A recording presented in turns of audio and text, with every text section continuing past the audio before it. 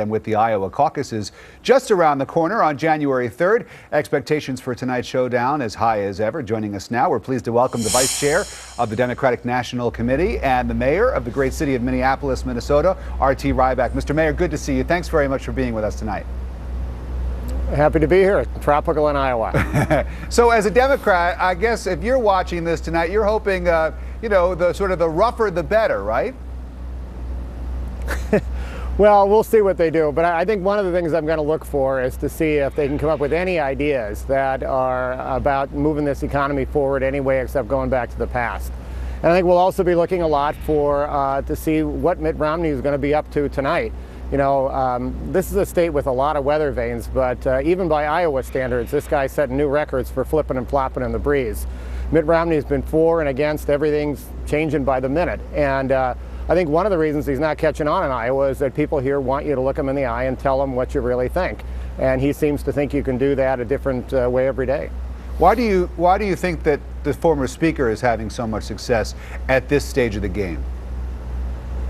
Well, I think there's been an anybody but Romney movement in the Republican Party. Hey, I'm no expert on Republicans, but it's clear that Mitt Romney, who spent, 5 years in Iowa and many, many millions of dollars over these past couple of years when he's been pretending he's not competing here, he's just not catching on.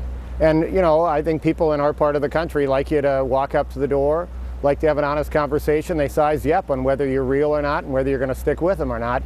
And it's just not selling here in Iowa for Mitt Romney, and I think that's one of the reasons why it's going to be tough for him to continue, especially when he's come in here and he's doing poorly talking about what he's for, and so he's spending millions attacking Gingrich like he's spent millions attacking the president. You don't get to be president by saying what you don't want and then changing your mind 2 minutes later. I want to ask you about these attacks because I wonder if you think it helps President Obama to see the GOP field going after each other. I mean, you were a big supporter of President Obama. You were one of the first mayors, I think the first mayor to come out and support his campaign back in 2008, if I'm right about that.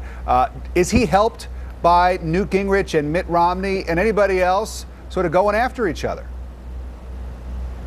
Well, I probably won't make news by saying I'd rather have them attack each other than the president. But I think one of the things that has really happened is that people have stood back in the country who aren't decided and have looked at these debates, and they've seen some incredibly extreme positions being taken by the candidates and the types of things people cheer about in the audience, booing a gay soldier and that sort of thing. And I think Americans have enjoyed the carnival atmosphere, frankly, of these debates, but it's really exposed the fact that there's not a lot of new energy coming from this party. I mean, the fact of the matter is, the country really, really needs people to come together.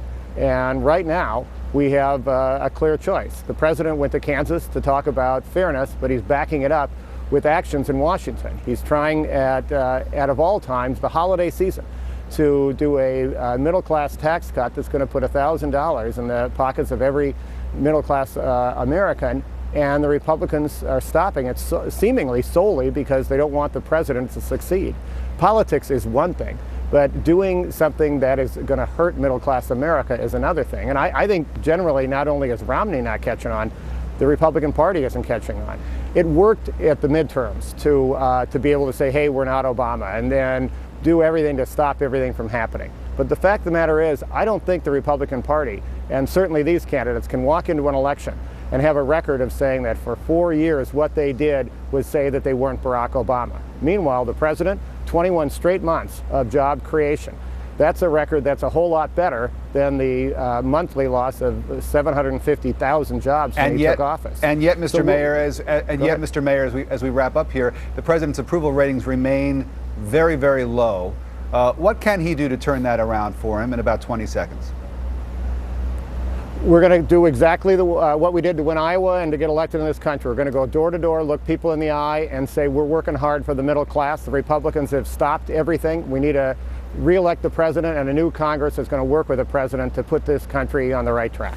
R.T. Rybak is the mayor of Minneapolis. He's the vice chair of the Democratic National Committee, and he's feeling a little bit warmer than he usually is back home, joining us tonight from Iowa. Thanks very much. Good to talk to you, sir. Thanks a lot.